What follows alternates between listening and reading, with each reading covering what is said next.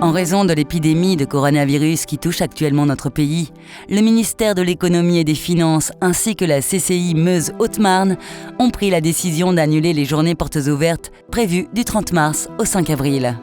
Par conséquent, les visites chez Puissance Télévisions sont annulées. Merci de votre compréhension.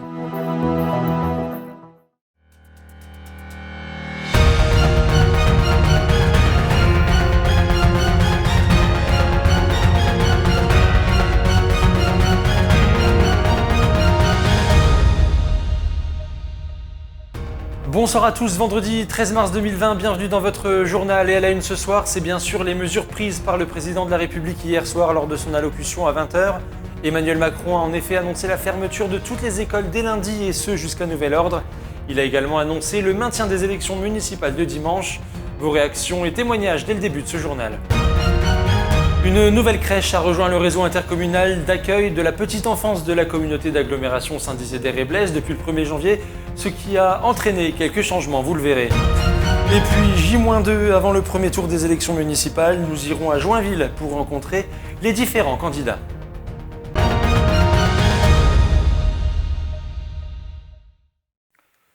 C'était donc une prise de parole attendue hier soir. Emmanuel Macron s'est donc exprimé à 20h.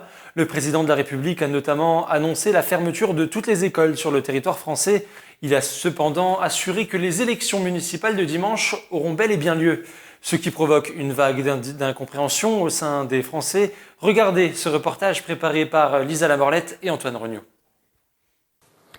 Dès lundi et jusqu'à nouvel ordre, les crèches, les écoles, les collèges, les lycées et les universités seront fermés. C'est donc avec ces mots sur un ton grave que le président de la République l'a annoncé hier soir à la télévision. Tous les établissements scolaires sur le territoire français seront fermés dès lundi à cause de l'épidémie de Covid-19 qui touche notre pays. Crèches, écoles, collèges, lycées et universités seront impactés au moins jusqu'aux vacances de printemps. Alors, à Bettencourt-la-Ferrée, comme partout ailleurs en France, il va falloir que les parents s'organisent. Moi et ma femme on travaille, donc je pense que c'est la mamie qui va les garder, comme elle ne travaille pas. Mais bon, c'est vrai que c'est un peu compliqué avec tout ce qui se passe. Et vous comprenez pourquoi ça a été pris comme mesure ? Oui, on comprend quand même un peu, c'est un peu normal, quoi. Ouais. Il y a beaucoup de gens qui ont peur de ça, donc voilà. Et vous en avez peur ou pas du tout ? Bon, ça va, quoi. On s'y attendait pas du tout, mais après, dans l'explication d'éviter des pics, c'est compréhensible. Après, c'est une organisation qui, je pense, va être un peu compliquée pour certains parents et des gens qui travaillent. Donc bon, ça risque d'être compliqué et long, et très long apparemment.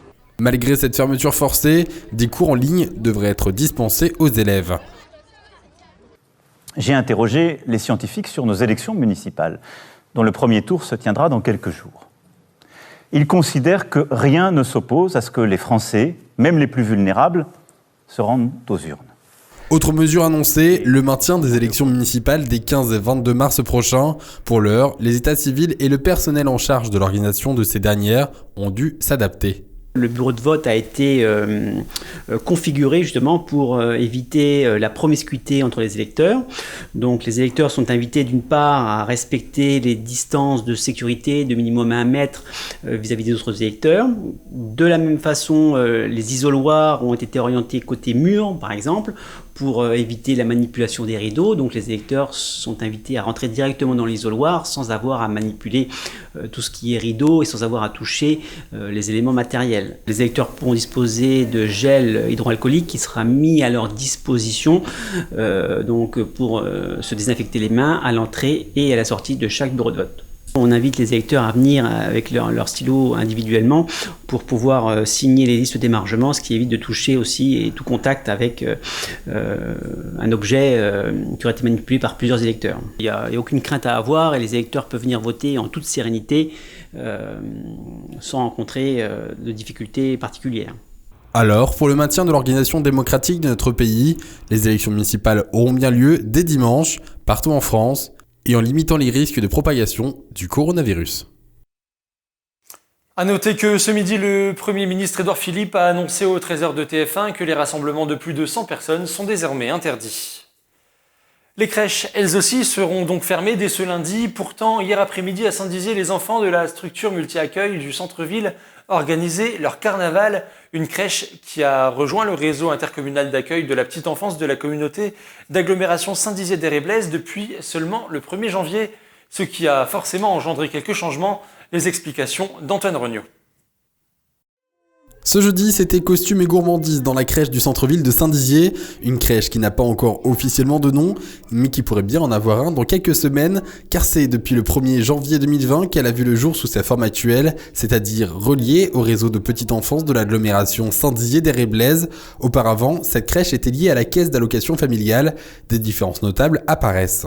Ça va changer beaucoup de choses, la mutualisation des pratiques au sein de toutes les crèches de l'agglomération, de mutualiser aussi les moyens, de pouvoir apporter aux familles des enfants un accueil adapté à leurs besoins, donc un soutien à la parentalité, de développer des partenariats avec les différents partenaires sur Saint-Dizier, de proposer un accueil en tout cas surtout plus adapté aux familles, aux besoins des familles. Alors il y a des choses qui vont se mettre en place avec les autres crèches, les autres crèches de l'agglomération, donc c'est vraiment tout nouveau, donc là on travaille vraiment à harmoniser, comme je disais, les pratiques et à mutualiser les moyens. Au total, 52 berceaux peuvent être accueillis au 23 avenue de la République à Saint-Dizier par 14 agents, représentant donc à elles seules presque 30% de la capacité en crèche de l'agglomération.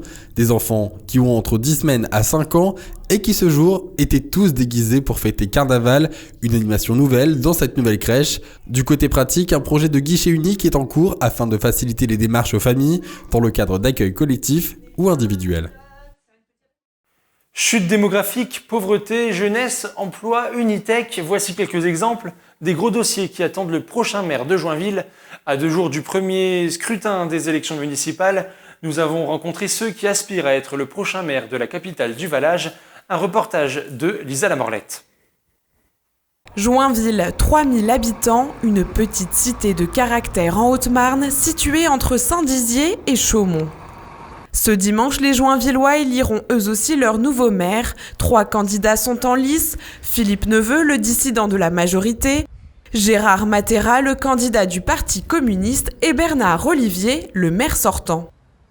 Nous avons rencontré messieurs Neveu et Matera. Monsieur Olivier n'a, lui, pas souhaité s'exprimer. Alors, qui sont-ils ? Gérard Matera est un rodé de la politique. Il a fait sa première campagne électorale en 1982 et cette année, c'est sa 3e comme tête de liste. Notre ligne de conduite sera pour tous nos projets d'associer la population de manière à faire en sorte que ça corresponde aux attentes et aux besoins de la population avant de répondre à nos propres volontés. Philippe Neveu, qui a décidé de se détacher de la majorité actuelle, veut lui se réconcilier avec l'intercommunalité. Et aussi, il souhaite ouvrir le dialogue avec les Joinvillois. C'est devant les conflits qu'il y a actuellement entre la ville et la communauté de communes, je me suis dit qu'il fallait élever une voix, faire porter un message en disant on ne peut pas rester sur un territoire aussi meurtri que le nôtre et ne pas travailler main dans la main. On organisera, comme fait le maire de Kirchenheim, Joe Kiegel, des déambulations démocratiques dans les rues. Donc on demandera des habitants de venir avec nous, se promener dans les rues et nous dire ce qui ne va pas. Sur des choses simples, mais qui sont très importantes pour leur quotidien. Mais s'il y a un sujet sur lequel les avis divergent, c'est Unitech. La société américaine souhaiterait installer un projet de blanchisserie de linge radioactif à Suzannecourt, à seulement quelques kilomètres de Joinville. Pour Gérard Matera, la réponse est claire, Unitech, c'est non. Aujourd'hui, nous sommes toute la liste, toute mon équipe est contre ce projet qui devrait être réalisé dans une zone urbanisée. C'est totalement inadmissible vis-à-vis donc des dangers que ça va faire encourir à la population, que ce soit les dangers dans l'air, puisqu'il va y avoir des rejets atmosphériques, et les dangers avec les rejets dans l'eau qui vont impacter la Marne, les nappes phréatiques, certainement le lac du Der et peut-être plus loin, même la capitale, puisque la Marne se jette dans la Seine. Nous craignons que malheureusement le fait d'implanter cette industrie-là ne nuise à l'image de marque de Joinville et nous fasse perdre beaucoup de clientèle. Du côté de Philippe Neveu, c'est un avis favorable, quelque peu nuancé. J'y suis favorable puisque c'est un projet économique, mais on va rester vigilant, on va rester attentif, on va surveiller. ce que fait l'entreprise. Elle s'est engagée sur le papier, on verra si la préfète donne l'autorisation.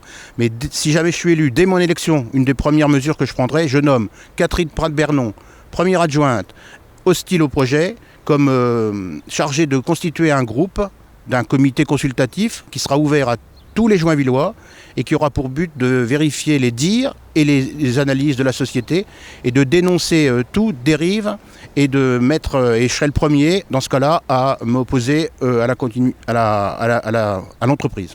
Mais s'il y a bien un sujet qui semble mettre les deux candidats d'accord, c'est la sauvegarde et la mise en valeur du patrimoine réalisé par l'équipe sortante. La municipalité sortante a pas mal travaillé sur le sujet et je pense que continuer ce qu'ils ont fait, notamment avec les journées aux Joinville pour vendre le patrimoine local, c'est quelque chose qui est justement à souligner. Donc les deux labels qu'a obtenu M. Bertrand Olivier sont une très très bonne chose. Les rénovations de façade et tout ça, tout ce qu'ils refont, c'est bien je trouve parce que ça donne malgré tout un petit cachet à la ville, même si c'est vide. Hein, il y aurait plus de monde, ce serait encore mieux, mais bon. Mais derrière un patrimoine historique remarquable se cache pourtant une ville en difficulté sociale et économique avec 15,3% de taux de chômage chez les 15-64 ans. Il n'y a pas énormément de travail justement. Et les usines, les sociétés aux alentours, elles ferment. Donc effectivement, les jeunes, ils partent et ça meurt tout doucement en fait. C'est ça le gros problème. Mais c'est vrai que ce qui manque dans Joinville, c'est du travail quoi. Hein, parce qu'il y a beaucoup de jeunes qui sont au chômage et c'est ça qui fait que c'est dommage que tout le monde s'espace, hein, tout le monde va ailleurs et puis c'est bien dommage quoi.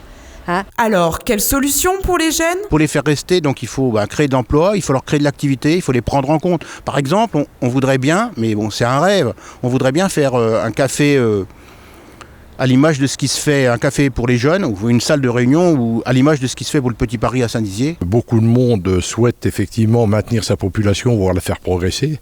La municipalité précédente a essayé de s'attacher à ça, mais malheureusement n'a pas réussi.